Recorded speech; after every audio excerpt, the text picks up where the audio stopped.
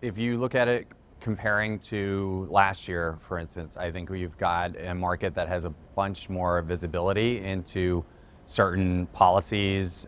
We've just gotten through the election. I think that was something else that has caused hesitancy. Interest rates have sort of stabilized, or at least we know that they're not going up. And so we sort of have this backdrop of deals that are getting done now because you have the spread in the credit markets coming in.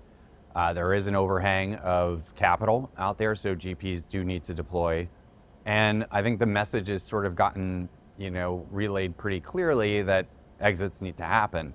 And so when you think of those factors, you can see why the deal flow would be increasing. And so we think that that will continue throughout the rest of the year. I do think that fundraising in private equity continues to be a challenge. That presents a really interesting opportunity for us at Hamilton Lane, especially as it relates to direct equity and co-investing.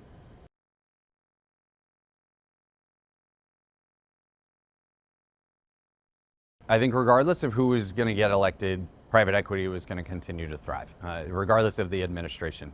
Do I think a Trump election helps in some cases? I do. I think North America will be a focus for folks. That will certainly, his policies will help drive growth in North America. So I would assume that there is more allocation. Look, I think in terms of this cycle versus others, I think it's important to note that we haven't technically been in a recession.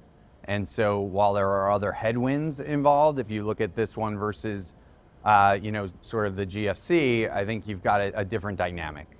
You've got companies that have continued to grow. I think there are other challenges with regards to leverage levels and interest rates that we need to focus on.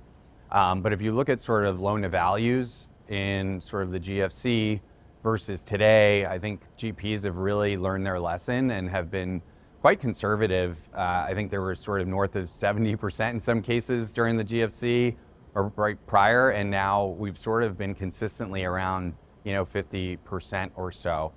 So you're not really seeing default rates as some folks would think, just given sort of the backdrop of the economy. But things continue to look okay. I also think when you sort of look at the dynamics within private equity, investors have gotten comfortable with the results. They're on paper now, they're real. And so there is really a strong attraction there. They've seen that historically private markets do outperform public markets. I think there's a lot of data to support that. You'll see that there are different access points now, so it's not just for institutional investors. I think individuals are also getting access, and so there's going to be attraction there. I think fundraising will continue. I think we've been cleared through some of the uncertainty. So if you look at that sort of today versus the last 12 months, there's a lot more clarity.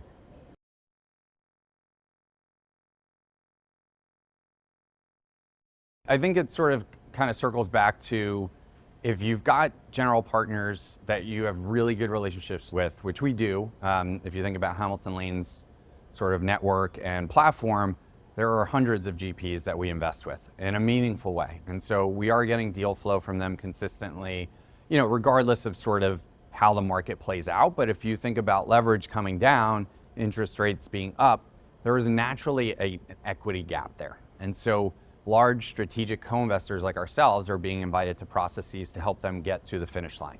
I think when you think fundraising is a difficult environment, well, look at a Hamilton Lane platform where we do commit large dollars to funds.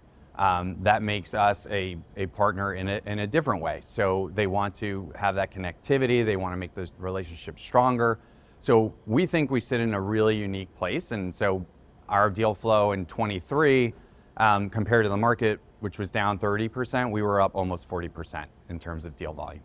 Middle market is a really favorable area for co-investments, and in particular, we've invested around the middle market for a long period of time. We have strong relationships here. We have a significant amount of data that really supports that the risk-adjusted returns are strongest in this area, and there are a bunch of reasons why, but we were able to look at things over a long period of time. I think the last 20 years, we've seen that during hold periods, the middle market outperforms significantly on revenue and EBITDA in a pretty big way. And I think there's a number of reasons for that. I think there's a big difference in value creation plans. I think we see a number of different ways to grow these businesses, and a lot of them aren't really operationally efficient. Some of them have been owned by families before, or just owned by private equity once or twice, where on the other end of the spectrum, you have businesses that are larger, they've been owned by private equity several times. How much more can you do? We also find that middle market companies are quite nimble. So over the last few years, we've seen that there have been significant headwinds in the market, and these companies have actually navigated it really well, to the point that we are not only seeing performance, but we're seeing some pretty significant exits. If we go down and start to look at valuations and leverage levels in the mid-market versus the large end, much lower, sometimes turn and a half lower. And so when you look at that, the mid-market's less reliant on the leverage, less reliant on interest rates, because they can grow in different ways. And if you look at the large end, because growth is slower, they really need the extra leverage to get them to the returns that they've historically achieved. And then, like I mentioned a little bit, is the exit opportunities are just enormous versus the large end. I think 80% of large cap deals end up going through the IPO route, and obviously that's been kind of anemic for a long time. When you look at sort of the mid-market, you've got a number of ways to grow: financial sponsors that are larger, you've got strategics, and then continuation vehicles in the secondary market have really led the way. They've been pretty impactful for us. There's going to be the assessed risk that we see, which I think is positive right now, just given some of the clarity and visibility I mentioned earlier. We will always have sort of a backdrop or the unknown. I think that we've seen over the last 5 years that happens. So we have to be prudent and continue to invest in companies that can hold up in any sort of economic environment. With that said, I think it's important for us to look at sort of the tailwinds. Where do we really see some of the growth? I think we'll see opportunities across industries. I think infrastructure services is probably a big area for us to look at. Industrials, as you sort of see the decoupling and deglobalization play out, I think is going to be a big opportunity as well. And I think healthcare will continue to be there as well. There's multiple segments of that market. There's fragmentation. There's a real need for private capital to go into healthcare. So I think those are some of the interesting spots.